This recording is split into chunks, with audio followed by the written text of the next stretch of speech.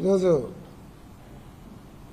కర్నూలులో రాయలసీమ ఎత్తిపోతల పథకం మీద చర్చించడానికి వచ్చేటువంటి సతీష్ రెడ్డి గారికి, అలాగే ఈరోజు చర్చలో పాల్గొన్నటువంటి కార్సాన్ రాంభూపాల్ రెడ్డి గారికి, శ్రీదేవమ్మ గారికి, ఇతర నాయకులకు,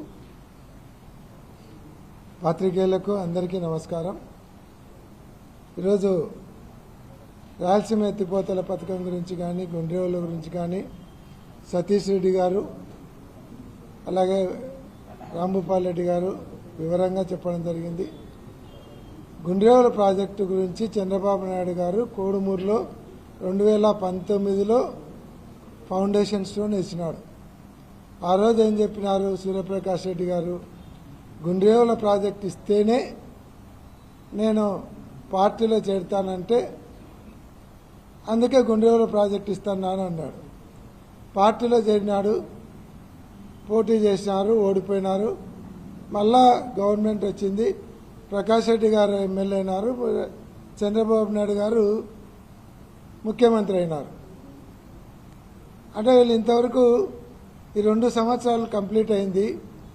ఏషియా ఫౌండేషన్ స్టోన్ గురించి ప్రకాష్ రెడ్డి గారు మాట్లాడడం లేదు, ఇక్కడ చంద్రబాబు నాయుడు గారు మాట్లాడడం లేదు.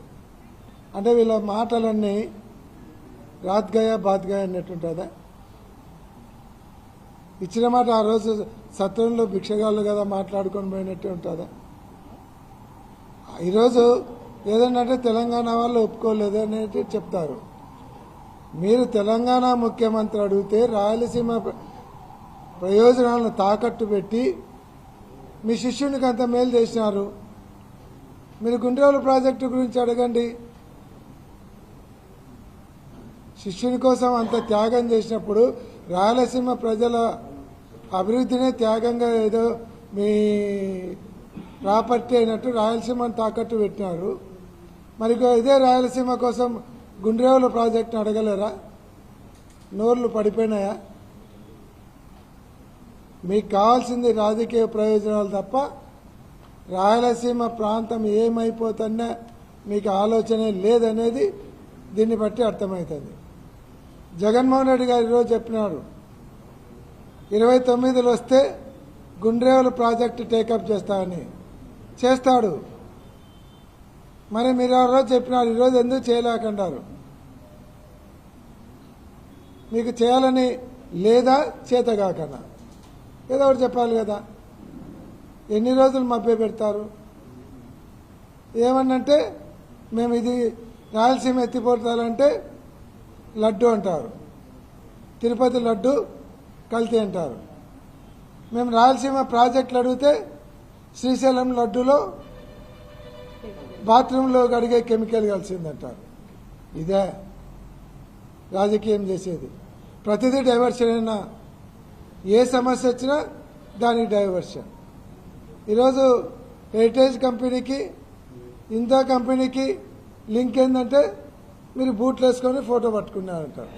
అయ్యా అది వెంకటేశ్వర స్వామి ప్లే కార్డు. కామన్ సెన్స్ లేకుండా మాట్లాడుతున్నారు తెలుగుదేశం అని.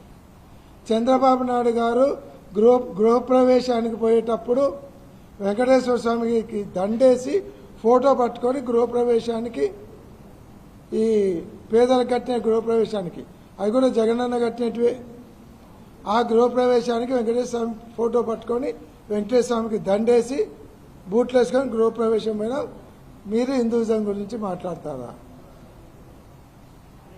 ఏడ హోమాలు చేసినా బూట్లు వేసుకొనే చేస్తారు. విజయవాడలో రోడ్లు వేస్తే ఎన్ని పడగొట్టినారు? దాదాపుగా విజయవాడలో చిన్న చితక గుళ్ళు కలిసి 40 పడగొట్టినారు. ఒక్కటన్నా రీకన్స్ట్రక్షన్ చేసినారా? ఒక్కటన్నా? తిరుపతిలో 1000 కళ్ళ మండపం పడగొడుతుంది. మీరు కదా పడగొట్టింది. జగన్మోహన్ రెడ్డి గారు ఎక్కడైనా ఒక గుడి పడగొట్టినారా? ఇన్ని రోడ్లు వేసినాడు, ఒక గుడి పడగొట్టినారా? లేదు కదా. ఇంకా పైగా వెంకటేశ్వర స్వామిని మన తిరుపతిలోనే కాదు దేశవ్యాప్తంగా వెంకటేశ్వర స్వామి ప్రతిష్టను పెంచాలని జగన్మోహన్ రెడ్డి గారు ఉన్నప్పుడు చెన్నైలో వెంకటేశ్వర స్వామి గుడి కట్టాడు. హైదరాబాదు జూబ్లీహిల్స్లో ఒక చెన్నై వెంకటేశ్వర స్వామి గుడి కట్టాడు. కాశ్మీర్లో ఒక వెంకటేశ్వర స్వామి గుడి కట్టాడు. అమెరికాలో గుడి కడతంటే ఇక్కడ నుంచి దానికి కావాల్సినటువంటి విగ్రహాలు అయితేనేమి అటువంటివి టీటీడీ నుంచి సపోర్ట్ చేసినారు. నార్త్ ఇండియాలో గుళ్ళు వెంకటేశ్వర స్వామి గుడి కట్టినారు. అక్కడ పనిచేసేటువంటి సేవకులకు భక్తులు వచ్చేటువంటి భక్తులకు సౌకర్యాలు చేసే వాళ్లకు 9,000 మందికి జగన్మోహన్ రెడ్డి గారు ఇళ్ల పట్టాలు ఇచ్చారు. 9,000 మందికి టెంపుల్లో పనిచేసే వాళ్ళకి ఇళ్ల పట్టాలు ఇచ్చినారు. తర్వాత అక్కడ పనిచేసేటువంటి అర్చకులకు జగన్మోహన్ రెడ్డి గారు వచ్చిన తర్వాత జీతాలను 2 అంతలు పెంచినారు. 50,000 ఉండే జీతాలు 1,00,000 పెంచినాడు. చంద్రబాబు నాయుడు అసలు జీతాల గురించి ఆలోచించాలా, వాళ్ళకి పట్టాలు ఇవ్వాలని ఆలోచించాలా? ధార్మిక సంస్థల గురించి ఆలోచించింది జగన్మోహన్ రెడ్డే మీరా? ఈరోజు జగన్మోహన్ రెడ్డి గారింట్లో గోశాల ఉంది, ఆవులు ఉన్నాయి. ఈ రోజుకి దానికి మేత పండ్లు పెడుతున్నారు. మీ ఇంట్లో ఆవు ఉంది, ఆవు దూడందే, ఏముందో చెప్పండి. ఇట్లాంటివి మాట్లాడతారా? ఈరోజు మళ్ళా లోకేష్ బాబు గారు జూమ్ మీటింగ్ తీసుకున్నాడు. జూమ్ మీటింగ్ తీసుకొని వైకాపా వాళ్ళు హిందూ వ్యతిరేకులు, దీనికోసము మఠాధిపతులతో ప్రెస్ మీట్లు ఇప్పియండి, తర్వాత పీఠాధిపతులతో ప్రెస్ మీట్లు ఇప్పియండి, ధార్మిక సంస్థలతో వేదికలు ఏర్పాటు చేసి అక్కడి నుంచి వైసీపీ వాళ్ళను విమర్శించండి, మీరు పోయి గుళ్ళు గడగండి.